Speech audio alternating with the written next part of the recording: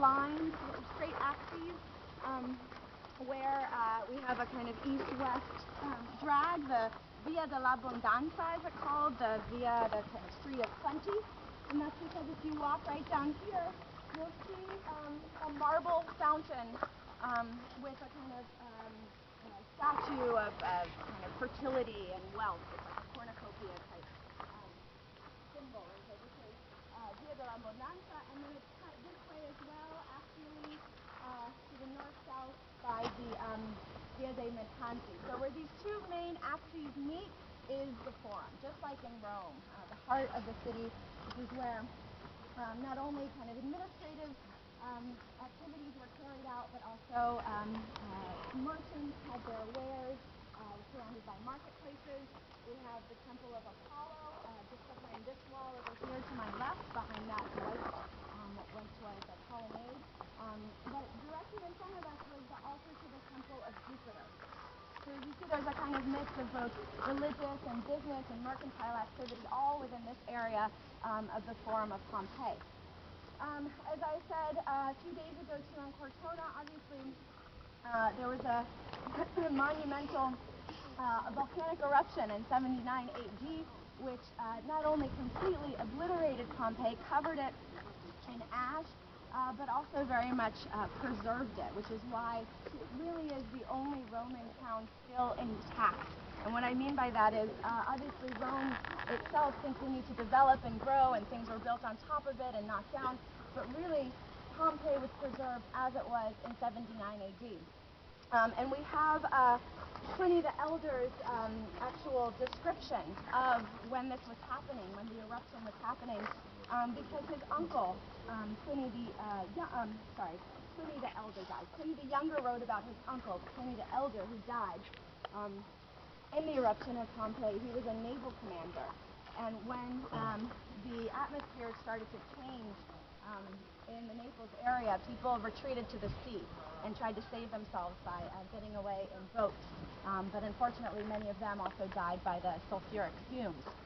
But he actually records, there was an eyewitness account of that afternoon on August 24th. Between 2 and 3 in the afternoon, they started to get signs that something big was happening.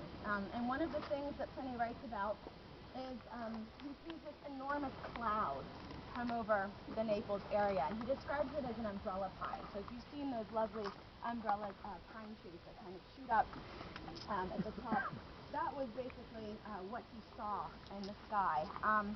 By the dawn of the 25th, so the next day, the entire sky was black.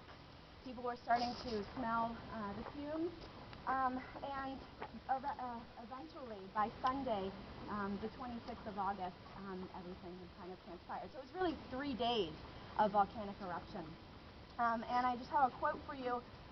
Pliny the Elder is writing to his friend Tacitus, who is a historian, and he's actually talking about how his father, Pliny the Elder, perished in this awful eruption. And he says, quote, he perished in a devastation of the loveliest of lands. So he describes Pompeii as really this kind of jewel of a place. In a memorable disaster shared by peoples and cities, but this will be a kind of eternal life for him. So in other words, he really went out in this kind of monumental historical event that also immortalizes him.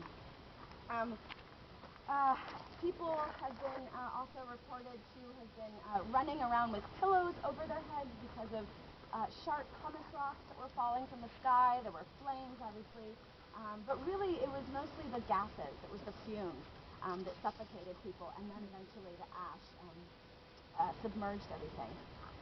So as I said yesterday, what we really have is a kind of skeleton of Pompeii. Everything that was excavated here was brought into the care of a museum in Naples, but you still have the layout. You can still walk through these buildings, get a sense of the lay of the land. As you saw on your map, it is quite a large city. Some of you may have thought it's quite a bit smaller, but it really is.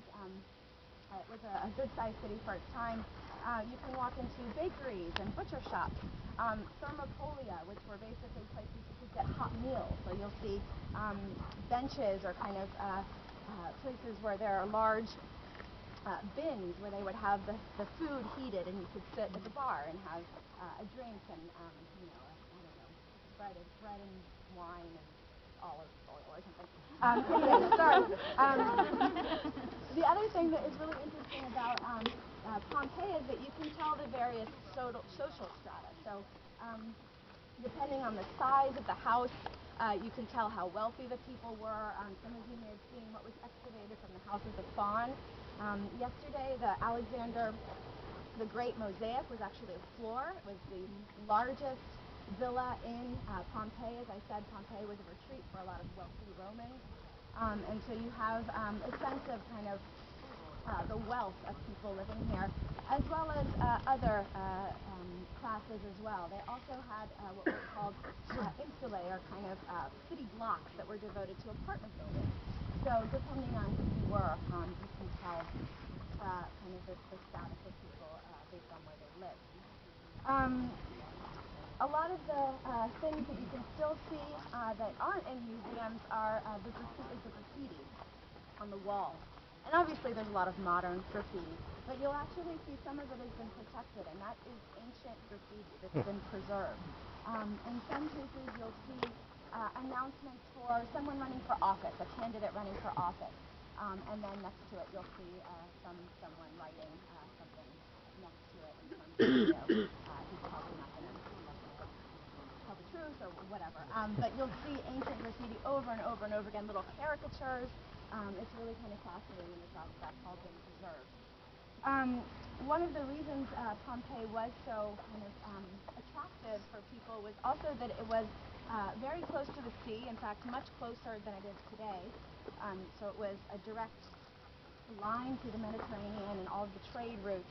But it was also fed onto the river Scavia, which was really a major trade route that they used throughout the Italian peninsula. So it was really a place where there was a lot of business. Etruscan and Greek artifacts have been found in Pompeii because of the kind of trade and art market that they had going on at the time. Another thing I just want to point out as you're walking around, obviously there's a lot, I can only give you so many indications, but when you're exploring on your own, one of the, I guess, good things about ruins is that you can actually see how these buildings were constructed. So unfortunately, no, nothing is really completely intact, but for example, if you turn around, you'll see opus reticulatum, that kind of net-like way of placing bricks on a diagonal. Some of you, I think, who were in the Napoli Sotterranea underground yesterday probably had this explained to you, but that's a kind of earthquake-proofing device of building walls. This is a kind of seismic area, so as the earth moves, instead of placing the bricks one on top of each other, the way that you lay them diagonally is a kind of self-supporting system. So you'll see opus reticulatum all over the place in Pompeii, as well as other kind of brick structures. As you see, this one is kind of more horizontal behind me, but really everything would have been covered either in this precious white marble that you see, or painted, or in kind of a stucco. So you have to imagine that this was obviously much different looking at the time.